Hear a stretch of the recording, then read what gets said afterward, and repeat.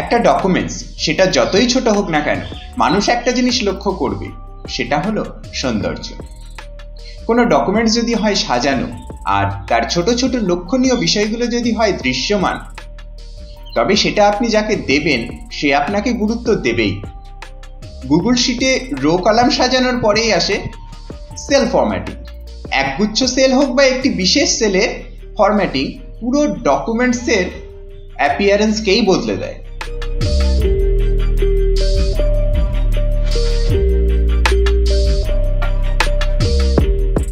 Sell formatting করার জন্য তাকান টুলবারের ডান দিকের এই টুলগুলিতে।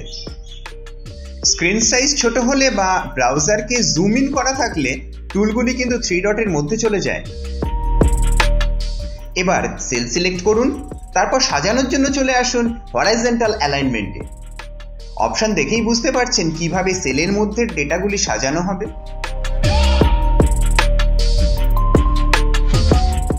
একইভাবে সাজান ভার্টিক্যাল অ্যালাইনমেন্টও।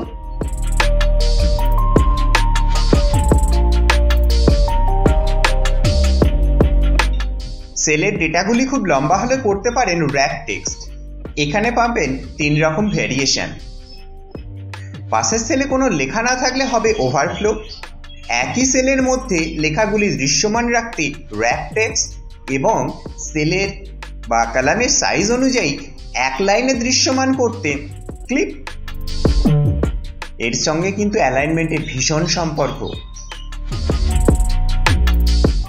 ডকুমেন্টকে পরিচ্ছন্ন রাখতে বা কলাম সাইজকে ছোট করতে টেক্সটের ডাইরেকশনকেও চেঞ্জ করে দিতে পারি।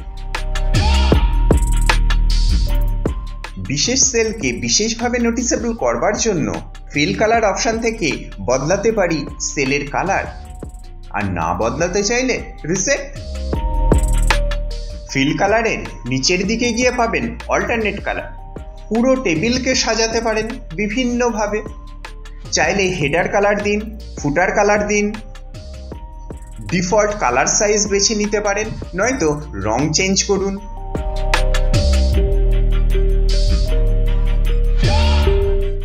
আপনার নতুন স্টাইলটি সেভ করেও রাখতে পারেন।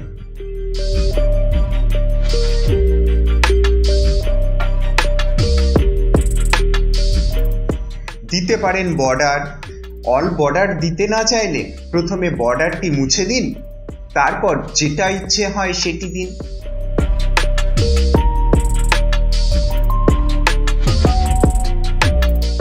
কালার চেঞ্জ করুন বা স্টাইল চেঞ্জ করুন।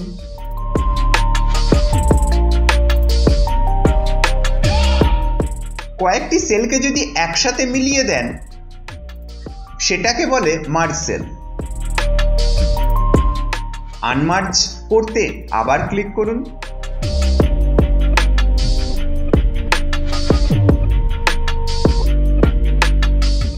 আর এই ছোট্ট অ্যারোতে ক্লিক করে ভার্টিক্যাল অ্যান্ড হরাইজন্টাল মার্জও করতে পারেন।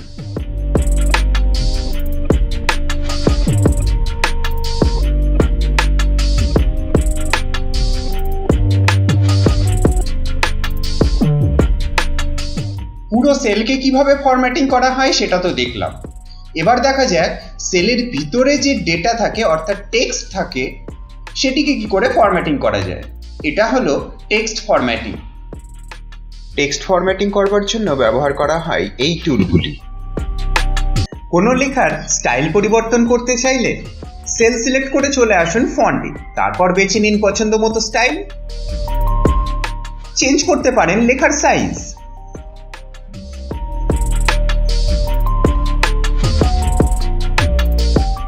লেখার স্টাইল বা সাইজ যাই হোক, একটু মোটা করার জন্য বোল্ড বা কিবোর্ড থেকে সরাসরি প্রেস করুন কন্ট্রোল বি।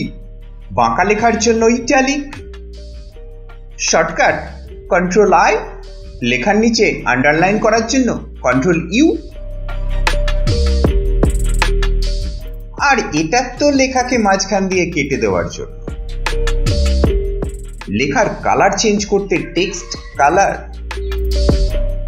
এখান থেকে পছন্দ মতো কালার আপনি বেছে নিতে পারেন, নইলে ক্লিক করুন এইখানে। ইচ্ছে মতো কালার তৈরি করে নিন বা ভ্যালু পুট করুন।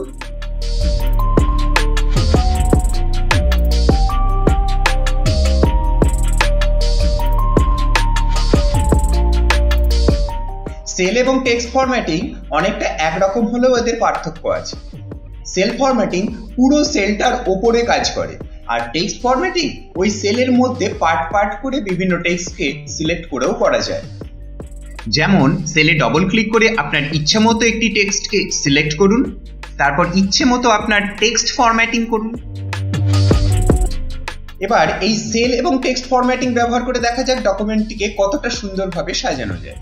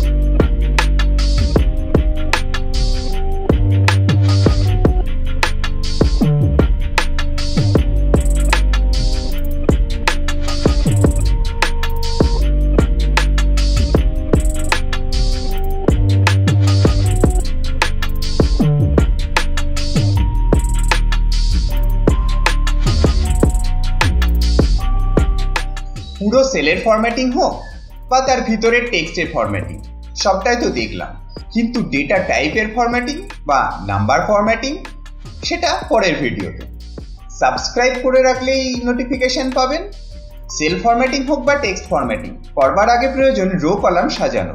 কিভাবে সাজাতে হয় এই ভিডিওতে এই পর্যন্তই, দেখা হচ্ছে পরের ভিডিওতে। ততক্ষণ পর্যন্ত চ্যানেলের অন্যান্য ভিডিওগুলোকে দেখতে থাকুন। Good bye.